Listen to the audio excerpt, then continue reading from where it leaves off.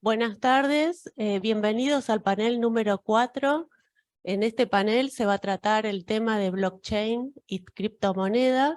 Tenemos 3 panelistas, los 3 son colegas, abogados, especialistas en derecho informático y autores de diferentes obras. El doctor Carlos Jonathan Ordóñez va a exponer sobre tutela legal de los usuarios de criptomonedas. Te escuchamos, Carlos. Buenas noches. Ante todo, agradezco mucho la invitación a las autoridades del colegio, a Rama, Fulvio. Es la primera vez que me toca venir acá presencial, he estado muchas veces virtual y espero el tema que les toco hoy les sirva al menos como para empezar a pensar qué está pasando con los usuarios de criptomonedas. No es un tema que se hable mucho del plano legal, no es un tema que se analice mucho del plano doctrinario. Sí estamos viendo o empezando a ver unos tímidos planteos judiciales. La idea de hoy es invitarlos, no a hacer juicios de usuarios de criptomonedas precisamente, pero sí a pensar en qué tipo de situaciones están sucediendo en el mundo real donde usuarios de criptomonedas se ven afectados.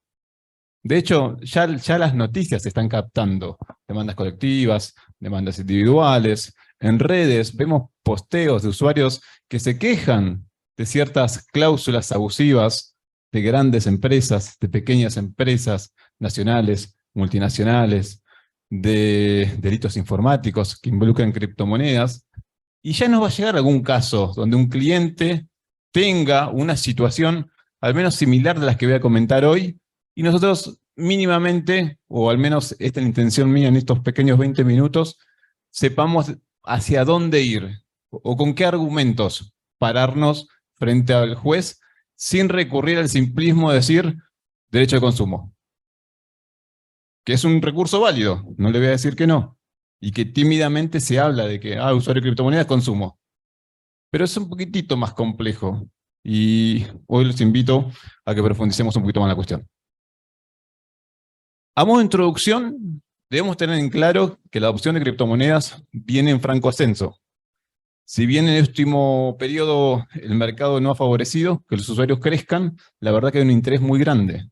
Según medios periodísticos se dice que 1 de cada 10 argentinos al menos alguna vez compró, adquirió criptomonedas.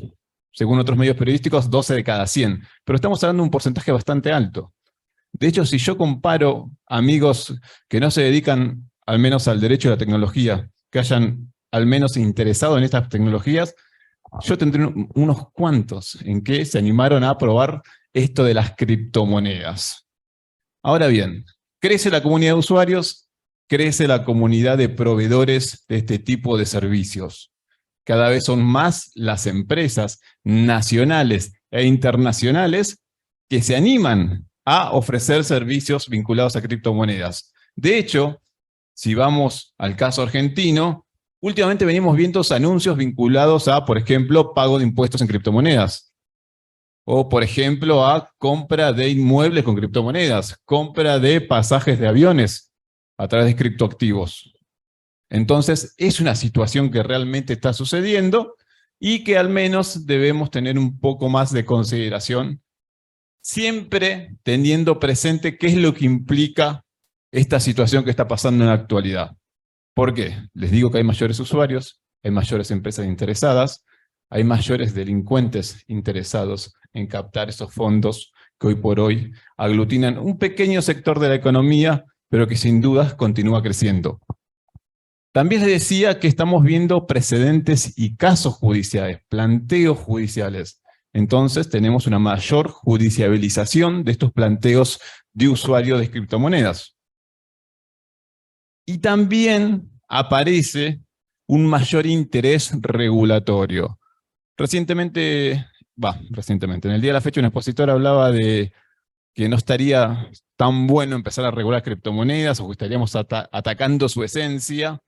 La realidad nos está mostrando de que la regulación es necesaria. ¿Para qué es necesaria? ¿Para limitar la tecnología? Seguramente no. Para proteger a los usuarios. Y aparecen en el ejemplo muchísimos casos. Tal vez el caso Terra, del token Luna, sea uno de los más conocidos, pero hay muchísimos casos a diario donde se ven millones de usuarios afectados por las criptomonedas. Ahora bien, si yo tengo que hablar de un reclamo de un usuario de criptomonedas, tengo que pensar en qué ley voy a aplicar. Y si tengo que pensar qué ley tengo que aplicar, tengo que ver la legislación argentina en principio. Es decir, en nuestro ordenamiento jurídico, ¿qué dispositivos normativos tengo para afrontar un reclamo de un usuario de criptomonedas? Y ahí vuelvo a la equivalencia necesaria o la más simplista, el derecho al consumo.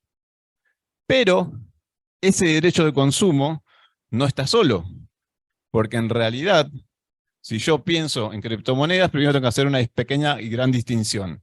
Tenemos normativa específica, es decir, algunas pocas resoluciones o normativas especiales que regulan situaciones muy concretas de los criptoactivos, y acá podemos mencionar normativa del BCRA, comunicados de la Comisión Nacional de Valores, normativa en materia fiscal, normativa de la Wi-Fi, y algunos poco más de normas dispersas a lo largo del orden jurídico, pero no hay muchas específicas.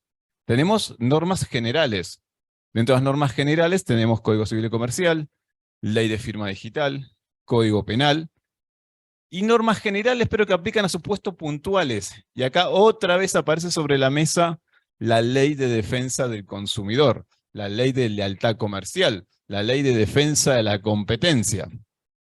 Y la pregunta del millón, ¿se aplica o no se aplica a los usuarios de criptomonedas la Ley de Defensa del Consumidor, la Ley de Defensa de Competencia, la Ley de Lealtad Comercial? A diario vemos en los medios periodísticos cómo portales de noticias anuncian la rentabilidad de tal o cual token, la rentabilidad de tal o cual inversión. Ingresar al negocio de las criptomonedas, obtener una fluctuación o una ganancia de 300%, 70%, ofrecen rindes económicos muy grandes y los ofrecen portales periodísticos. Más allá que también vemos publicidades que no siempre son tan transparentes en cuanto a los beneficios que se obtienen con estos tipos de activos. Ahora bien, analizando este fenómeno, coincidimos en que existen bienes, que las criptomonedas son bienes. No son cualquier tipo de bienes, no voy a ingresar a eso, son bienes inmateriales, no vamos a discutir mucho sobre la naturaleza jurídica, pero en definitiva son bienes. Dentro de estos bienes encontramos proveedores.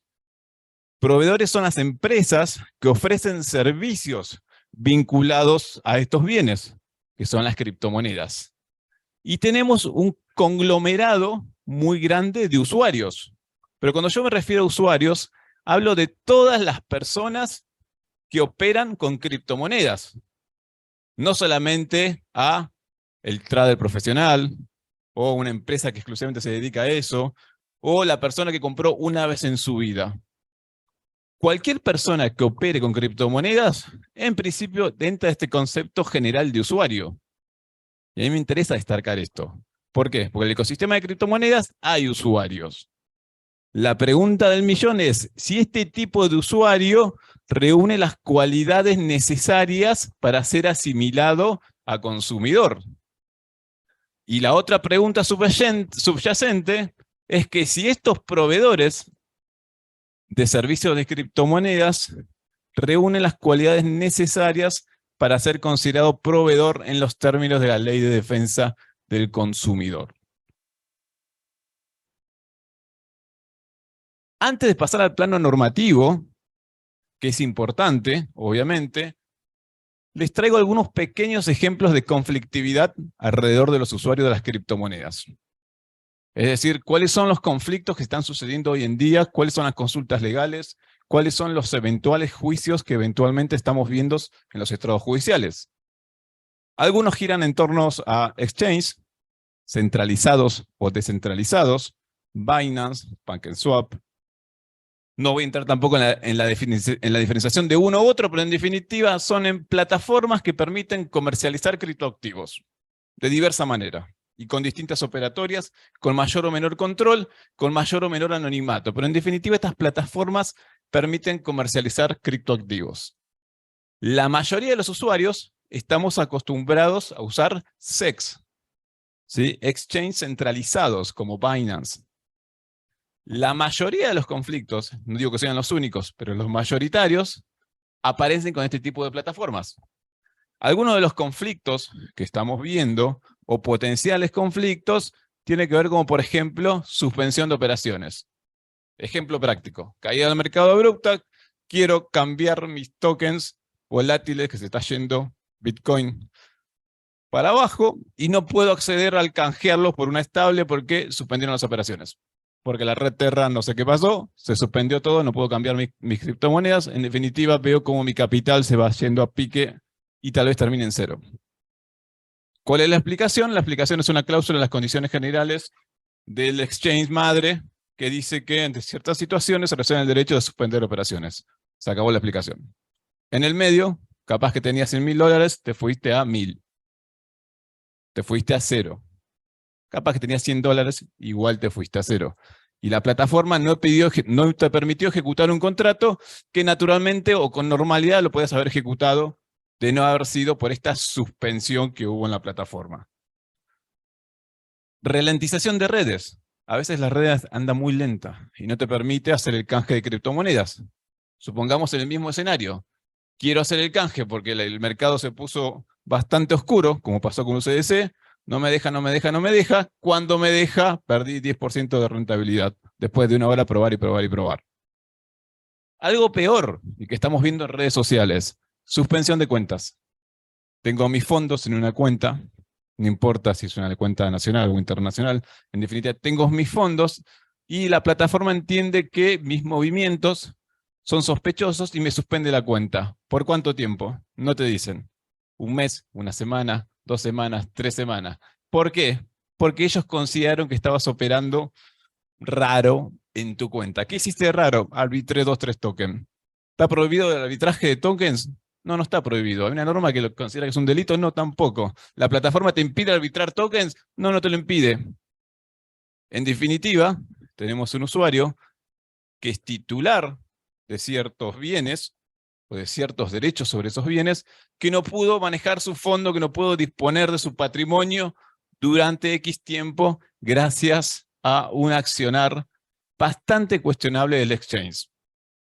Ni hablar la posibilidad de reversión de operaciones. Y eso nos pasó con un caso que llegó hace poco al estudio, de un usuario que aprovechó el último fin de rojo de las criptomonedas, arbitró, obtuvo una rentabilidad del 100%, la plataforma entendió que las maniobras no habían sido del todo lícitas, porque aprovechó una fluctuación del mercado, le suspendió la cuenta una semana, y a la semana, cuando se la habilitó después de reclamarle, le revertió todas las operaciones. Toda la ganancia de un fin de semana se la sacó y se la quedó el exchange. La explicación, ninguna. Esas, 4 renglones. Arbitraje abusivo. Arbitraje valiéndose de condiciones de mercados que no eran del todo legítimas al entender de la plataforma. En definitiva, estamos viendo exchanges que son juez y parte. Interpretan ciertas situaciones que ocurren con las plataformas, ejecutan ciertas cláusulas contractuales ejercidas unilateralmente e imponen o actúan en consecuencia, con clara incidencia en los bienes de los usuarios. ¿Sí? Y repito, cuando digo usuarios, digo cualquier tipo de usuario. Este tipo de empresas no distinguen entre grandes usuarios, pequeños usuarios, grandes capitales, pequeños capitales. Todos quedan dentro de la bolsa de usuarios. Sustitución de identidad, también estamos viendo. Supuestos en que se sustituye la identidad digital de la persona, del titular de la wallet, y se logran acceder ilegítimamente a los fondos, tal cual como ocurre con las credenciales de una cuenta bancaria. Eso está pasando con las wallets de las criptomonedas y con algunas cuentas de exchange. También estamos viendo que las cuentas verificadas, porque los exchange tienen la posibilidad, al menos los centralizados, de verificar a través de un KYC la identidad de las personas. Entonces, cuando yo opero con el usuario tanto y veo que tiene un tilde de cuenta verificada, yo opero con la tranquilidad que esta persona cumplió con ciertos requisitos mínimos que acreditan su identidad. Sucede que paralelamente hay un mercado en el cual las personas comercializan su cuenta verificada. De repente Carlos Ordóñez, con cuenta verificada, no es Carlos Ordóñez, sino que se la vendió a Gastón Bieli, que usa la identidad de Carlos Ordóñez, vaya a saber para qué. ¿Qué dice la legislación de eso? No dice nada. ¿Y qué pasa si yo le hago una compra P2P y no me la cumple? En definitiva, yo demando a Carlos Ordóñez. Y Carlos Ordóñez diga, no, pero yo vendí mi cuenta. Y si es que llegara a poder aprobar tal extremo. Ni hablar del supuesto de quiebra. ¿Qué sucede cuando el exchange quiebra? ¿Qué sucede cuando mis fondos o el encargado de custodiar mis fondos me dice que mis fondos desaparecieron, que no tiene con qué pagarme, que no tiene liquidez? Y ahí vamos a ver cómo puede pasar con las tarjetas de criptomonedas. En nuestro país tenemos ejemplos claros de tarjetas de criptomonedas. Webit, Lemon Cash, Velo, y apagué todo, me parece. Doctor, Ahí le quedan vamos. 5 minutos. Ok. Este tipo de tarjetas de criptomonedas no son tarjetas de crédito, no son tarjetas de débito, son tarjetas prepagas. Así como las sube, uno le carga un saldo y puede efectuar operaciones con criptomonedas en cualquier comercio, que funciona una especie de pasarela de pago. Yo le cargo saldo en cripto y después, en definitiva, el comercio lo que recibe son pesos crocantes. ¿Sí? La conversión la hace la empresa, titular de la tarjeta, y en definitiva la rentabilidad mayor lo tiene la empresa. Ok. Vayamos a un tema complejo que tiene que ver con lo que está pasando. Si vamos a los términos y condiciones de este tipo de empresas que ofrecen este servicio de tarjeta, que no entraría técnicamente dentro de la ley de tarjeta de créditos, vemos que la mayoría tiene un disclaimer de responsabilidad que no se hacen responsable por casi nada. Encima tienen el tupé de decir que si me insolvento, no pago. Si hay un riesgo en la seguridad de tu usuario, es problema tuyo, no es problema mío. Vos tenés que saber que estás operando con criptomonedas, que las criptomonedas son riesgosas y que el servicio que estás usando puede fallar. Ni hablar si hay volatilidad. Entonces, los términos y condiciones de este tipo de tarjeta te dicen que si de la noche a la mañana tu tarjeta se quedó en cero, al piste. Algo parecido, pero no es igual, o sucedió con el Banco Galicia y con el servicio de carta blanca que obtenían a través de Lirium. El Banco Galicia hace poco, hace un par de meses, intentó ofrecer servicio de criptomonedas. No utilizó un desarrollo propio, utilizó un desarrollo de un tercero, que en definitiva era quien operaba en el mercado de criptomonedas. Y volviendo al tema de los datos personales y los fondos, en definitiva, vos operabas como cliente del Banco Galicia y el Galicia te hacía operar a la fuerza con un tercero con sede en Liechtenstein. ¿Sí? Pasado mañana uno tiene un inconveniente con eso, más allá de que no hay mucha regulación bancaria al respecto, tu dinero, tus fondos, tus datos, tu información de tu wallet estaba en Liechtenstein, no estaba en el Banco Galicia. Pero voy, para no pasarme en tiempo, a algunas posibles respuestas. Y dejo de lado la normativa. Sí hago hincapié en que en la obra Blockchain y Derecho tenemos 2 artículos muy interesantes que abordan un poquito de estas problemáticas que estoy hablando yo. Los artículos de Fernando Branciforte y de Santiago Madera sobre responsabilidad y consumo, ¿de qué es el tuyo? Y smart contracts. A mí me gusta empezar a diferenciar en esta temática el concepto de usuario de criptomonedas. Es importante empezar a diferenciar este concepto de usuario de criptomonedas como un todo que incluye a todo aquel que opera con criptomonedas, que no incluye solamente al consumidor de criptomonedas. Y esto es una opinión muy personal. Entonces, dentro de este conglomerado de usuarios, vamos a tener usuarios que posiblemente entren en la definición de consumidor, de la Ley de Defensa del Consumidor, y usuarios que no. Sin embargo, que yo no sea un usuario que entre en el concepto clásico de la Ley de Defensa del Consumidor, no quiere decir que no tenga derecho a reclamar nada. Porque volvemos al tema de las cláusulas abusivas, de los dislindes de responsabilidad. Y agarramos nuestro Código Civil y Comercial y vemos que en materia de cláusulas abusivas, por más que no seas consumidor, tenés derecho a cuestionar cierto contenido de cláusulas que no son disponibles para las partes. Entonces, es importante tener esta noción de que por más que yo no sea consumidor, a los fines de la Ley de Defensa del Consumidor, yo siendo usuario tengo derecho a cuestionar. Y me cruzo el charco y me voy al reglamento MiCA. Porque acá en Argentina no tengo la definición de consumidor tradicional, pero ¿entra el consumidor de criptomonedas en esa definición tradicional? En principio no, porque no fue pensado para eso. Pero si yo voy a Mica, ¿qué entiende Mica por consumidor? Mica dice que es consumidor, a los fines del reglamento, toda persona física que opera con criptomonedas como labor o como actividad ajena a su giro empresarial, comercial, profesional u oficio. Entonces, ¿qué nos dice Mica? Mica nos dice que el concepto de consumidor de criptomoneda es mucho más amplio que el concepto que tenemos en la ley de defensa del consumidor acá en Argentina. Resumo con esto y termino. Acá en Argentina sí tenemos algunos proyectos de regulación en el cual se hace hincapié en la necesidad de proteger al consumidor, porque queda claro que atrás de las criptomonedas hay muchos consumidores. El proyecto del oficialismo refiere a eso. Inclusive Binance, en su sitio oficial, en el 2011, hizo una declarativa de derechos de los consumidores de criptomonedas. Y de hecho, si vamos al reglamento MiCA, nos vamos a encontrar de que constantemente se habla de necesidad de proteger al consumidor. En resumen, en el mercado de criptomonedas hay millones de usuarios.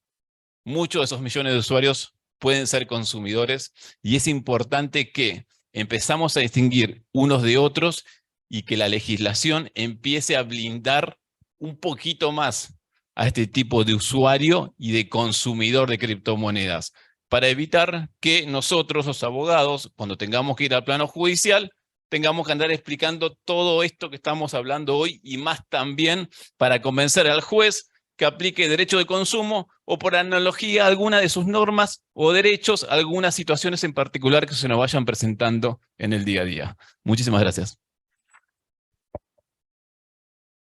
Bueno, muchas gracias. Sí, doctor Branciforte, lo escuchamos. Va a hablar sobre la tokenización, aspectos a considerar. Bueno, primero que nada agradecer a Aníbal y a Fulvio por esta invitación también, como dijo Carlos, primera vez que estamos acá en presencial, así que muchas gracias. Voy a intentar ser lo más rápido posible para no robarle tiempo a Gastón. Voy a hablar de tokenización, exactamente. Voy más a lo específico. Recién Carlos nos explicaba un poquito el análisis de cómo el mundo de los criptoactivos puede influir en lo que es el consumidor o no consumidor o el usuario. Yo voy a algo más específico, ¿no? A la tokenización. Esto que se habla mucho y que al fin y al cabo también viene como esta evolución que estamos viendo en lo que es la economía, esta evolución que estamos viendo en lo que es el comercio, donde se empieza a buscar sistemas de negocios más ágiles, sistemas de negocios con reducción de costos, el dinero digital, los criptoactivos como parte de este dinero digital, sin entrar, ¿no?, como parte del dinero.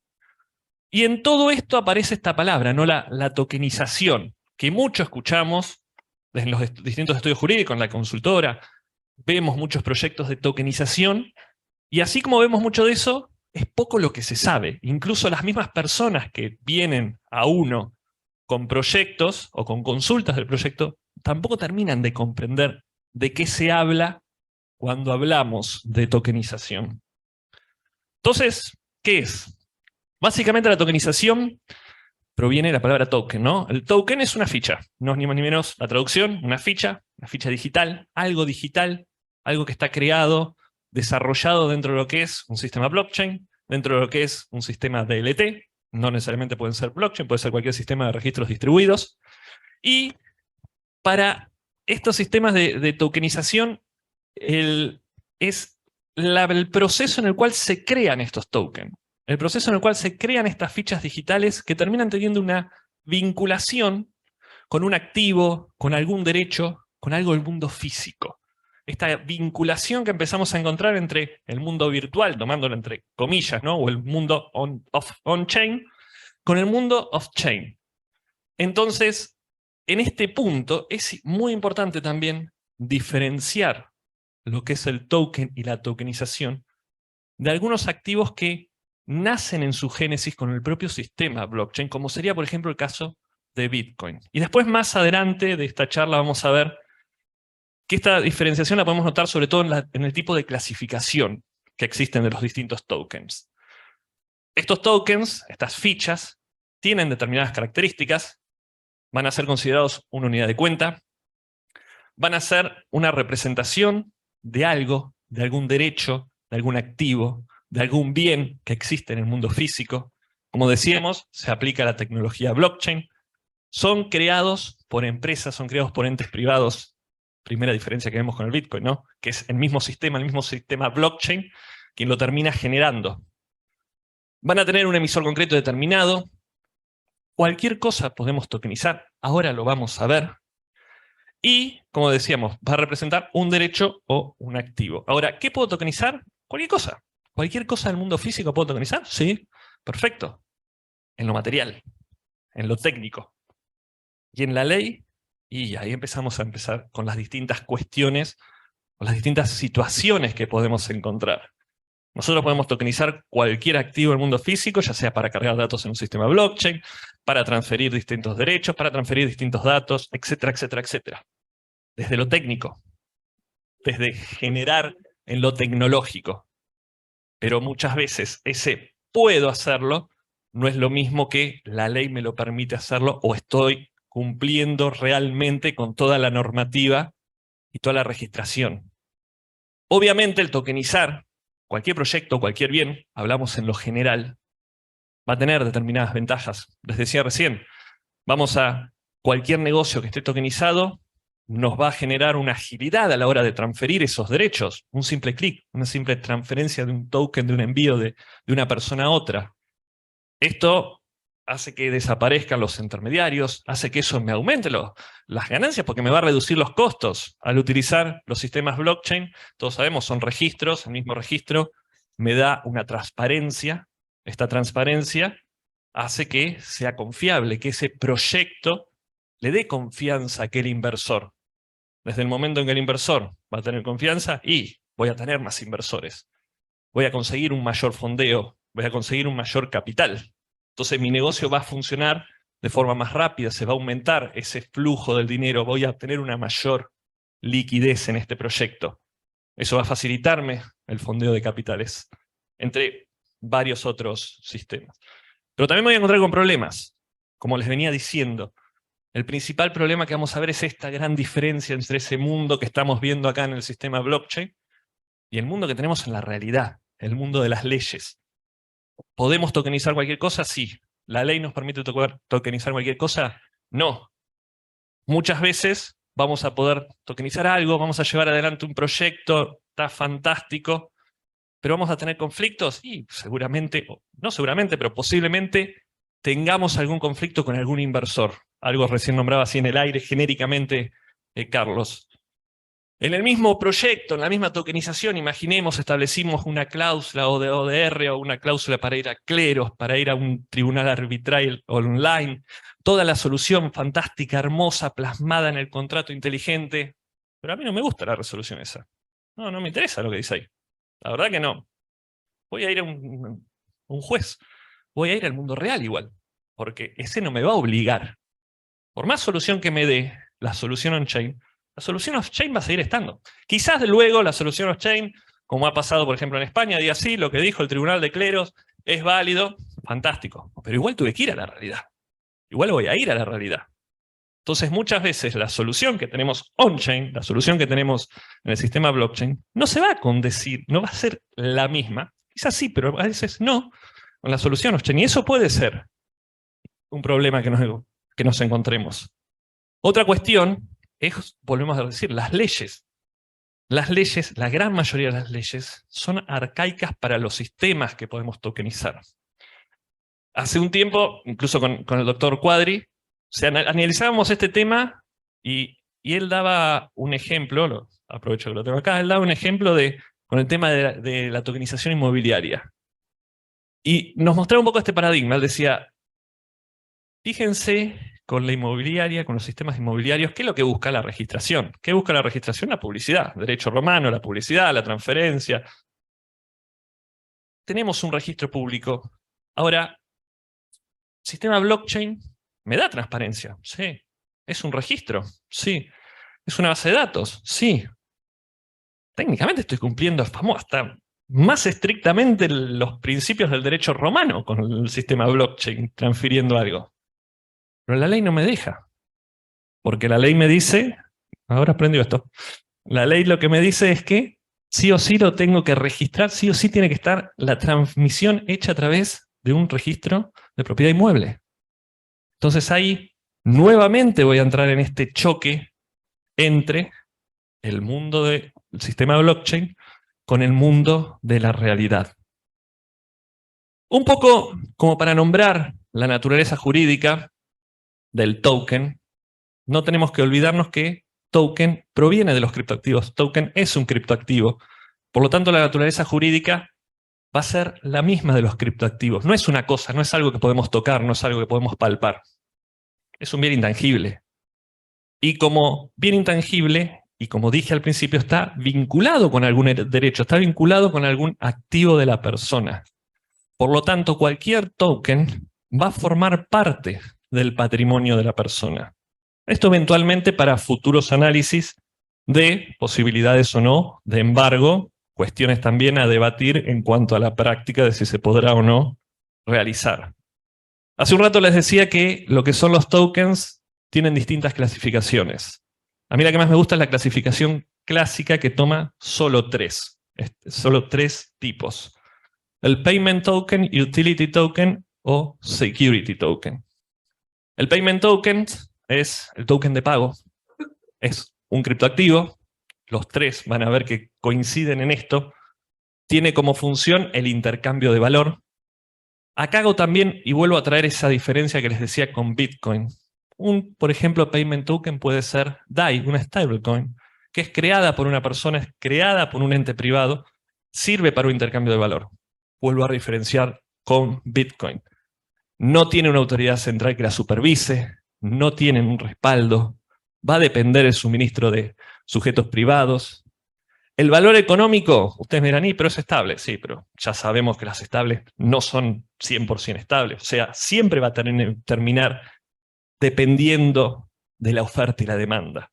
La volatilidad, por más mínima que sea, en cualquier token, en cualquier criptoactivo va a existir. Y obviamente utiliza un sistema blockchain o algún sistema de registro distribuidos. El utility token ya empezamos a entrar más a un sistema de diferenciación con el security. Vemos que el utility, bueno, también va a ser un subtipo de criptoactivo, también suministrado por sujeto privado, pero con una función particular de ofrecer alguna utilidad, de ofrecer algún derecho, alguna utilidad sobre alguna plataforma, sobre algún bien, sobre algo determinado. Por el contrario, el utility token no debiera y no va a tener el objetivo de obtener una ganancia, el objetivo de comercializarse. Ese no es su objetivo principal. Ahora, que quien lo adquiera realice ese objetivo, puede pasar. Seguramente, en la gran mayoría va a pasar, pero no es su objetivo principal de la utility. Después vamos a ver por qué que esta es la gran diferencia con el que viene después, que es el security. Va también, como les decía, a tener o sea, se va a desarrollar dentro de lo que es un sistema blockchain, dentro de lo que es un sistema de registro distribuidos, y no es tan fuerte regulado como si lo es el security.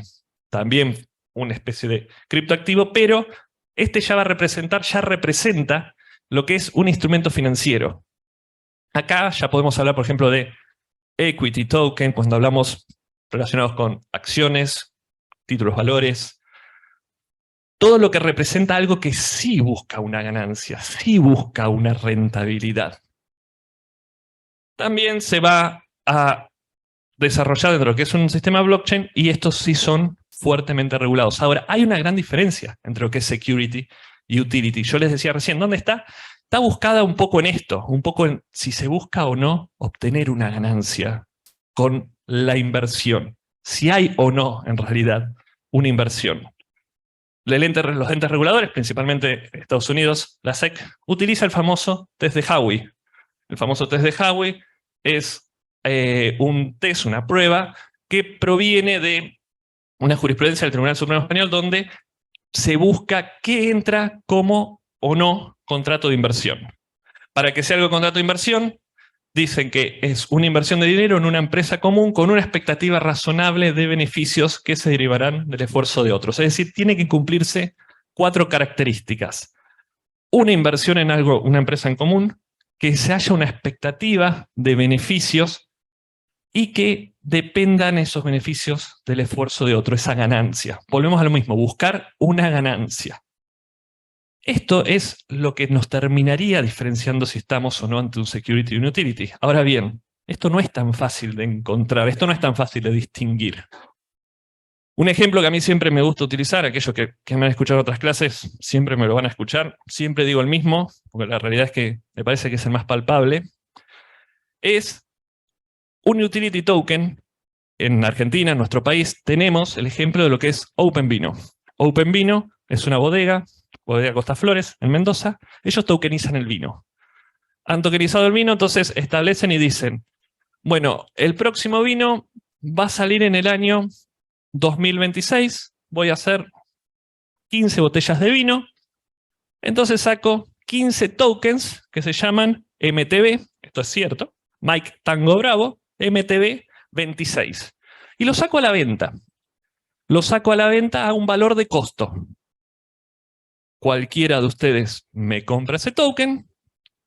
Esta bodega está a través de Internet de las Cosas, todo en registro de blockchain, uno puede ir viendo cómo va evolucionando la uva, si va a salir buena o no la botella, bla, bla, bla.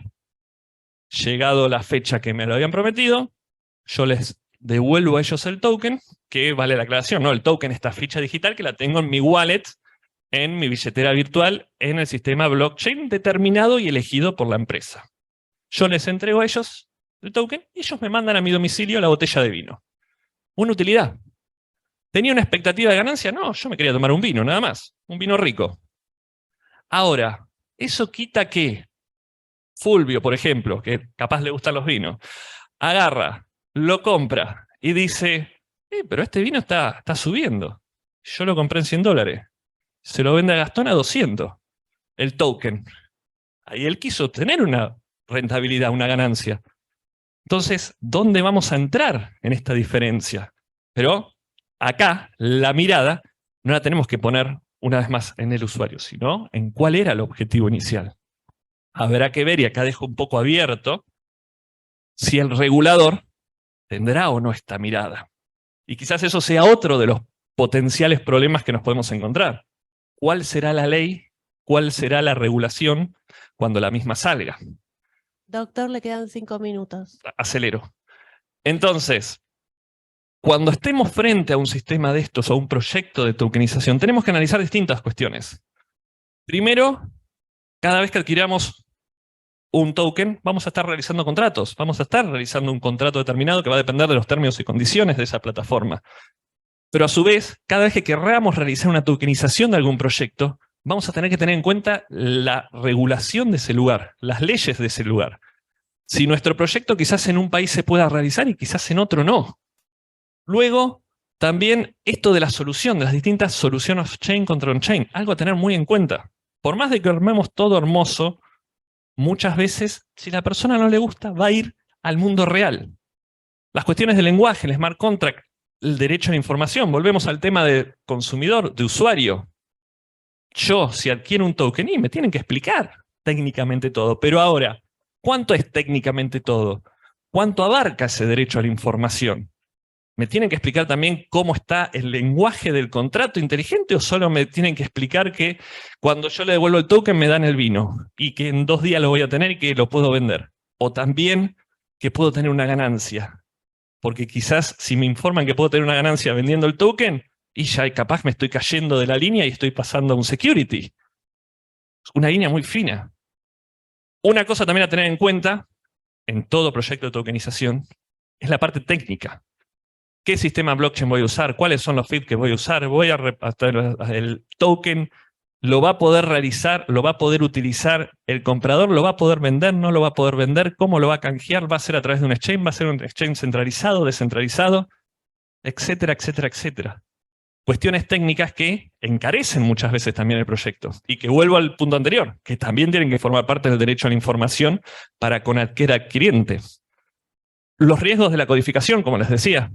Puedo armar el proyecto perfecto, pero si luego sale una ley que me dice, no, ahora vos tenés que ir por este camino, y quizás mi negocio se cae. Un poco tomo lo que decía Carlos de que en cierto punto a veces la regulación es necesaria y es buena.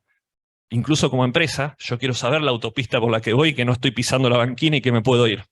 Porque quizás hoy voy bien, pero me sale una ley y ese bien era la banquina. Entonces tengo que saber. Hoy, actualmente en la Argentina, no tenemos una regulación. El tema de utility o security, como les decía, dependerá un poco de que en cada caso cómo se desarrollan lo mismo. Eventualmente podría llegar a estar la CNB. Hay proyectos, en los proyectos de ley, los que nombraba también Carlos, se habla un poco del tema del financiamiento colectivo, apuntando específicamente a lo que son las ICO, las Initial Coin Offering, las monedas de inicio, monedas de fondeo. Habla, en este caso, de cuándo habrá contrato de financiamiento colectivo y fíjense que apunta específicamente a los tokens y con el fin de financiar un proyecto. O sea, pareciera que nos está hablando del securities token. E incluso estos proyectos hacen una diferencia entre utility y security, pero si ustedes leen, el token de utilidad dice el que otorga un derecho de expectativa de participación potencial en la revalorización, un beneficio. Esto no es un utility. Mientras que el token de seguridad es el que otorga un derecho representativo, una cuota parte de un capital, un equity. Por lo tanto, si analizo, yo digo, ¿y acaso? Los dos son un security token. En sí, en ningún momento me dice, no, es una utilidad o un derecho en una plataforma, como para dar un ejemplo. Y la CNB, que será la autoridad de control. En conclusión, la tokenización nos brinda trazabilidad, inmutabilidad, nos brinda grandes ventajas. Hay que tener en consideración también los problemas con los que los podemos encontrar. Hay que analizar todo esto a la hora de resaltar cada proyecto, a la hora de analizar cada proyecto, a la hora de responder cada proyecto. Y las posibilidades en estos son infinitas. La única limitación es la imaginación y la parte de la regulación es la que tenemos que principalmente tener en consideración. Muchas gracias. Muchas gracias.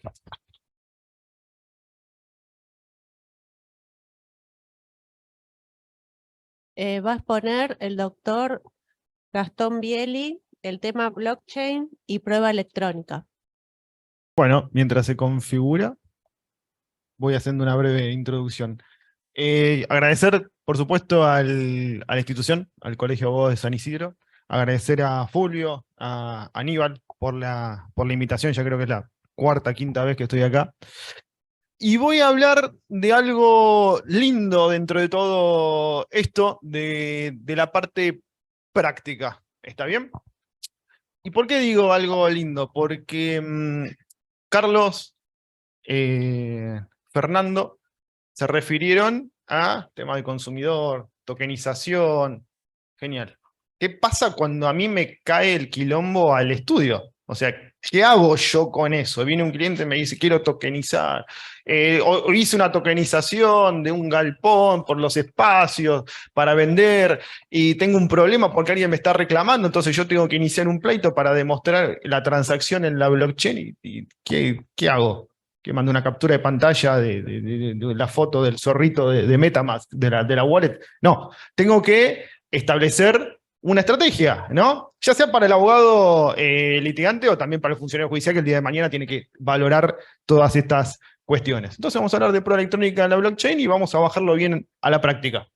Vamos a analizar la posibilidad de utilizar un sistema de registros públicos, distribuidos, descentralizados, como prueba, a modo de tercero de confianza, que después lo vamos a definir, como una, hablando a grosso modo, como una supercomputadora, ¿no? Que posee un registro que está diciendo que, sí, Gastón, esa transacción sucedió en un lugar de la blockchain a un tiempo determinado. Entonces yo, como abogado litigante, voy a tener que introducir ese registro del pleito para demostrarle, o intentar demostrarle al juez qué sucedió, cuáles fueron los hechos. Conceptos básicos, bueno, blockchain, esto lo paso un poco por arriba. Red descentralizada, vamos a utilizar, a modo de ejemplo, a modo de caso de estudio, las blockchains de las más reconocidas, las que son no permisionadas, ¿no? Las que yo no son de empresa, no tengo que pedir una autorización para utilizarla, no. Simplemente con una computadora, con un celular, me descargo una wallet y puedo empezar a transaccionar sobre esa blockchain. Con capacidad de verificación, también descentralizada y completamente segura por su sistema criptográfico, la gran mayoría lo que es el SHA-256. Y vamos a ver el caso de las más reconocidas, la habrán escuchado nombrar, la blockchain de Ethereum, la Binance, la blockchain de Binance, el token es BNB, Binance Smart Chain, la blockchain de Cardano y por supuesto la de Bitcoin. ¿Qué caracteres tiene la tecnología blockchain y por qué ese registro que yo voy a incorporar al pleito es sumamente robusto? Porque no es fácil de cuestionar ese registro, de impugnar esa prueba, no es para nada fácil, siempre y cuando utilice alguna de las blockchain que mencioné con anterioridad. ¿Está bien? La inmutabilidad propia de la tecnología, no se puede modificar nada de lo cargado a los sistemas en la blockchain. El dato electrónico es íntegro, no se puede alterar. Una vez que yo plasmé una transacción en la cadena de bloques, después no puedo alterarla, no puedo modificar el hash de esa transacción. Queda así para la eternidad. ¿Está bien? No existe un organismo de contralor, no es que hay un gobierno, una fundación, una autoridad que puede decir, bueno, esto sí, esto no, esto sí, esto no. No, la blockchain es totalmente descentralizada, de nuevo, cualquiera de nosotros puede bajar una wallet e interactuar con la misma, interactuar con un smart contract, mintear un NFT o hacer una mera transacción, un mero envío de dinero. Distribuida, todo el sistema se encuentra en todos los nodos. Los nodos, o sea, digamos, de nuevo, hablando a grosso modo, esto es para una charla más larga, un poquito más técnica, digamos, todas las computadoras que forman parte de la blockchain que dicen al mismo tiempo miles y miles y miles y miles de computadoras a modo de testigos virtuales que dicen que esa transacción sucedió a un tiempo determinado. Y yo como impugno después el día de mañana eso, cuando tengo miles de testigos que están diciendo, sí, eso pasó. ¿No? Es como, no sé, hacer un hecho ilícito en un estadio, una cosa así, que hay un montón de personas que dicen, sí, eso pasó o está pasando. Segura, su sistema de consenso y de acceso hace que sea imborrable y prácticamente, bueno, inhackeable. Siempre que de nuevo, muy importante, lo voy a resaltar varias veces, estemos hablando de las blockchain que les mencioné con anterioridad. Después hay blockchain que son permisionadas, de empresa, IBM, etc. Estoy hablando acá de las que son públicas. Hash. Los hashes. Acá en San Isidro me he explayado infinidad de veces, ya sea en cursos o en charlas, sobre la relevancia del hash en materia de prueba electrónica, ¿no? Cadena alfanumérica hexadecimal que tiene como objetivo individualizar un documento electrónico y establecer su integridad. Ya les he explicado de por qué es relevante al momento de incorporar prueba electrónica, ya sea un mensaje de WhatsApp, una publicación en una red social o lo que fuere, establecer siempre el hash del documento electrónico en lo que hace la cadena de integridad. Bueno, en blockchain, no es la novedad, se utilizan hashes. ¿Está bien? Se utilizan hashes para absolutamente todo.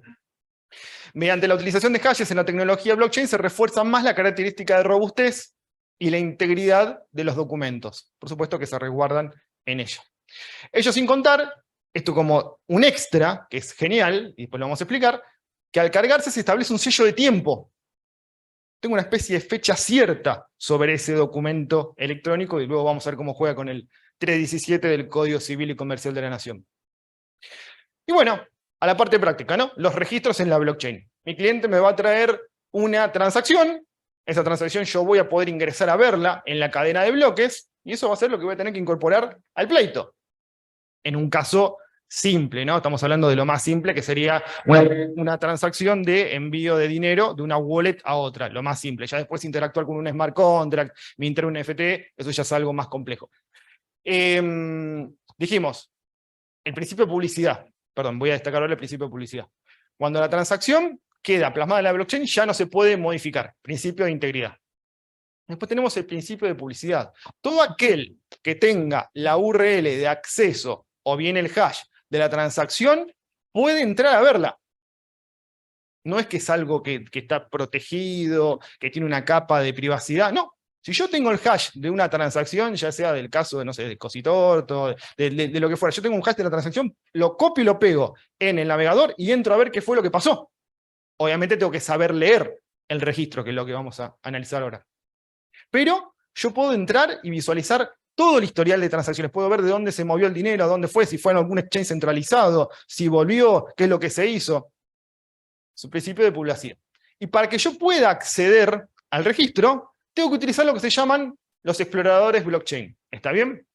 Que es como el explorador de Windows, por así decirlo, donde yo veo un directorio raíz, sé dos puntos, que accedo, veo todo el conjunto de carpetas, voy abriendo la carpeta donde voy buscando el documento. Bueno, algo muy, muy parecido, ¿está bien? Pero aplicado a lo que es blockchain. Estamos hablando de caso de estudio, la blockchain de Ethereum, entonces vamos a utilizar el explorador de blockchain oficial de Ethereum que se llama Etherscan, ¿está bien? La URL de acceso, por el que lo quiera después chusmear, es www.etherscan.io. Esto que ustedes ven acá es una transacción en la blockchain. ¿Está bien? Es el esqueleto de una transacción en la blockchain. De un caso simple, mero envío de dinero de una wallet a otra, ¿no? Yo le transferí, Gastón Mili le transfirió a Fernando Branciforte, no sé, 100 USDT de wallet a wallet. No interactuamos con un smart contract, sí, en el fondo interactuamos con el smart contract de USDT, pero a simple vista no interactuamos con un smart contract, es un mero envío de dinero, ¿está bien? Y acá tengo mucha información que es sumamente relevante si yo quiero demostrar la ocurrencia de ese hecho en el pleito. Mucha información que es incuestionable. Nadie me puede negar que esta transacción no pasó. Nadie, no va a haber perito informático en la provincia de Buenos Aires o en Nación, en Argentina, que va a decir, no, esto no pasó. Esto pasó. Si yo puedo acceder a la URL de acceso a través de este hash, el primer punto, transacción hash, puedo acceder a la URL de acceso, eso lo pego en el navegador, que es lo que haría un perito informático, lo pega en su navegador, ingresa a ver la transacción, ya está. No me va a poder decir, no, eso no pasó. ¿Se entiende? Es como que está grabado en piedra, por así decirlo. Vamos a leer la transacción muy por arriba, por supuesto. Tenemos el hash de la transacción, dijimos la relevancia del hash en la prueba electrónica, es lo que vengo explicando desde el principio. Bueno, ese es el hash de esta transacción, de este envío de dinero. Es el identificador del hecho, por así decirlo, ¿no? De ese envío de dinero. Sumamente relevante. El estatus, es decir, que la transacción pasó, el envío de dinero se produjo, no es que falló, no es que no quedó plasmado en el bloque, sino que pasó. El número de bloque donde está plasmada la transacción en la cadena, el sello de tiempo, como lo ven ahí, eso sucedió hace 13 horas, 47 minutos en tal fecha, eso es el sello de tiempo, lo que vamos a ver como una especie de fecha cierta, from a to, o sea, de quién a quién fue dirigido, de qué wallet a qué wallet fue dirigido el envío de dinero, el valor de la transacción, el fee, cuando yo utilizo una blockchain pública, lo más probable es que tenga que pagar alguna especie de peaje de gas para poder utilizar la misma. Está eso que se pagó de fee en la transacción, bueno, el precio del gas, el precio de Ether, al momento, Ether la criptomoneda nativa de la blockchain de Ethereum, al momento en que se produjo la transacción, bueno, un montón de datos que yo voy a tener que consignar luego en el texto de la demanda, por más que coloque la URL de acceso a la transacción.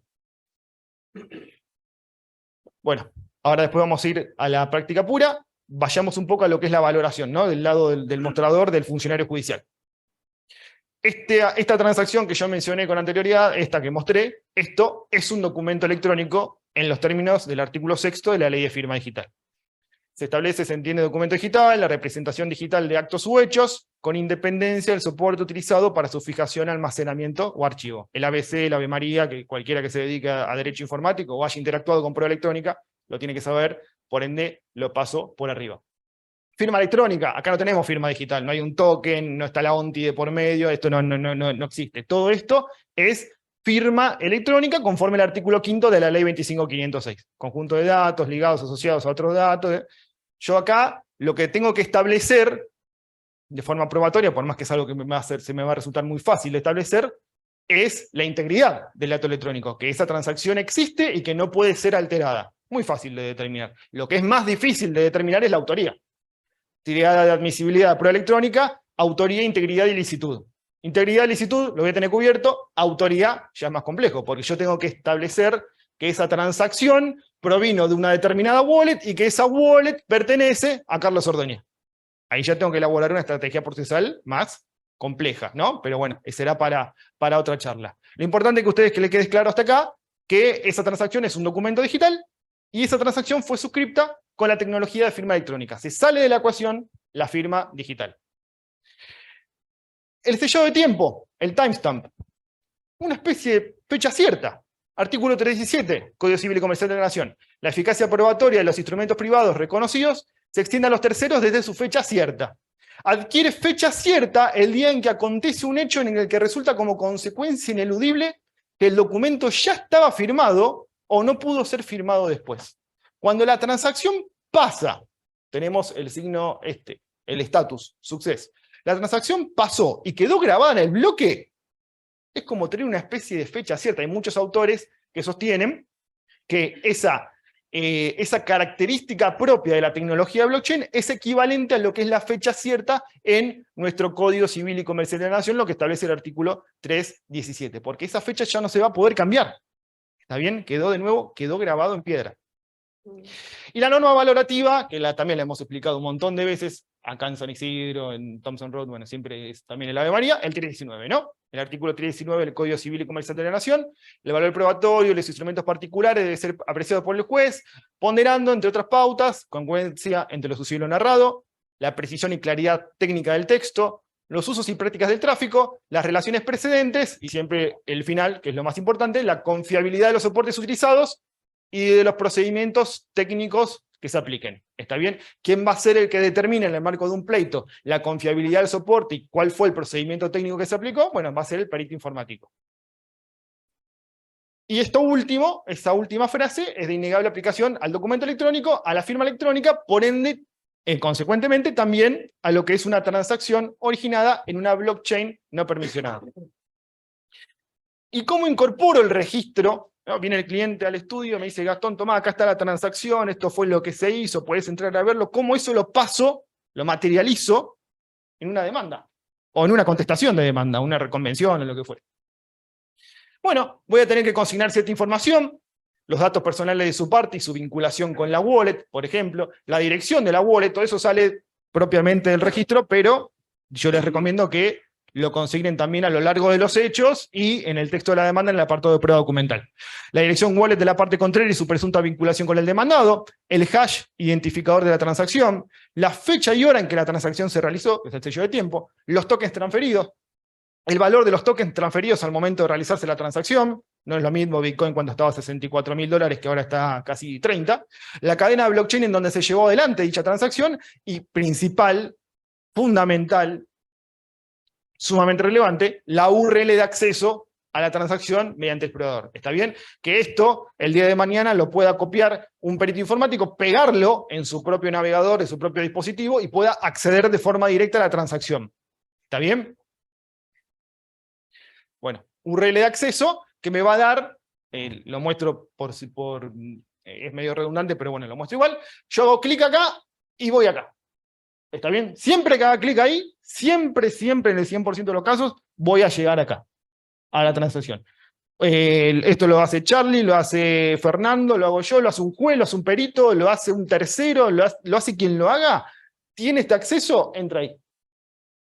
¿Está bien? Bueno, a modo de conclusión, a modo de cierre, respecto a la eficacia probatoria del registro plasmado en la blockchain, recordemos que los registros plasmados en la blockchain son más que un mero indicio probatorio. Es más que un mero indicio probatorio esto.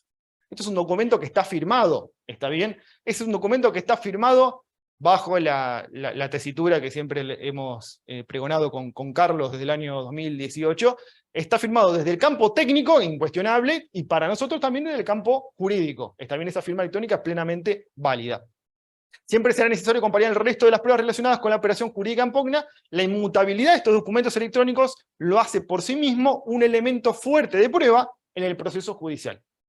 Y respecto a la publicidad, si a ello le sumamos la posibilidad de acceder a analizar el bloque de la blockchain con solo navegar en la web desde nuestro ordenador, bueno, en muchos casos estaremos frente a fuentes abiertas de prueba que permiten al juzgador analizar la verdad y realidad de los hechos con total imparcialidad y de manera muy ágil y sencilla. Y si ustedes me llegan a apurar, hasta le diría sin la necesidad de un perito informático, pero bueno, al estado actual del conocimiento de la materia, siempre pidan la prueba pericial informática.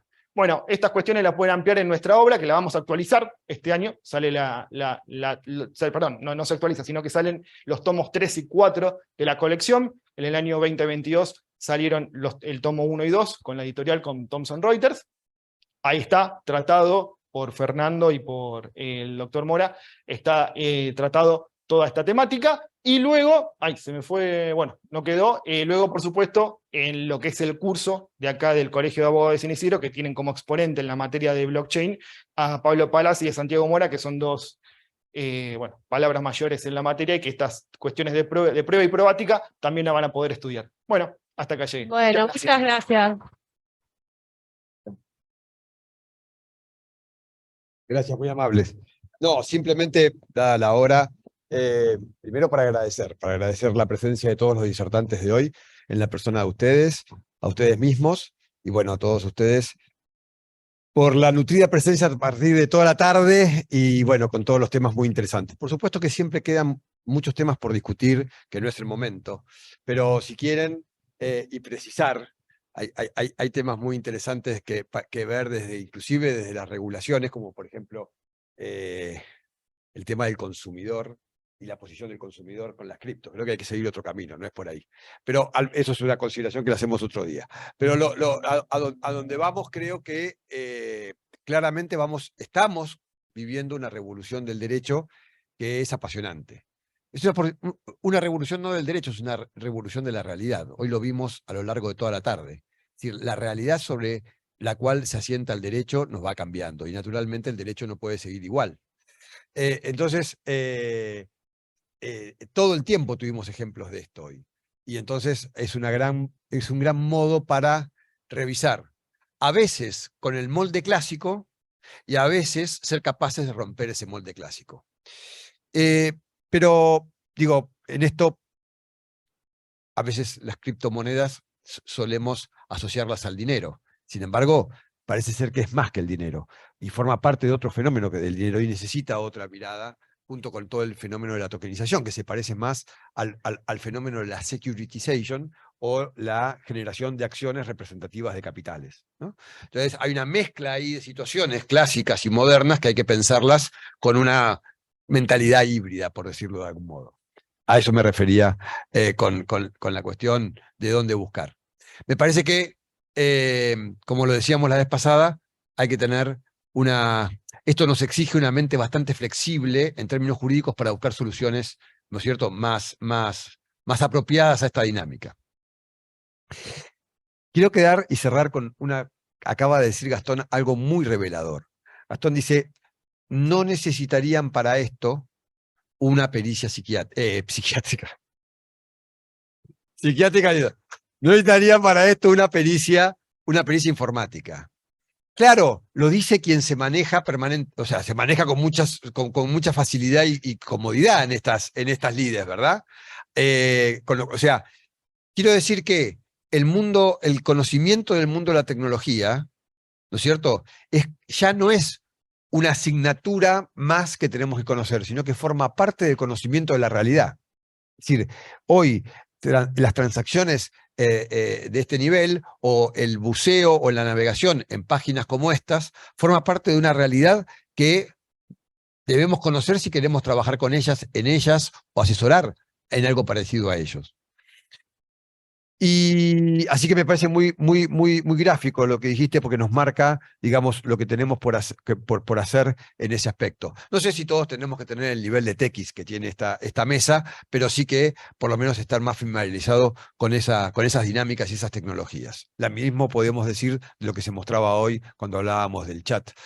Y las demostraciones de cómo usarlo y algunas cuestiones. Hay que tener una familiaridad con eso, porque se logran, ¿no es cierto?, mejores conocimientos, o el reconocimiento ya no de normas, sino de la realidad. Así que, y ahora sí, para finalizar, otra vez agradecerles a todos su presencia, y están invitados a comer algo, dada la hora, aquí en la aula 5 y 6, y podemos seguir discutiendo de esto tranquilamente, si les parece. Gracias a todos, muy amables, buenas noches.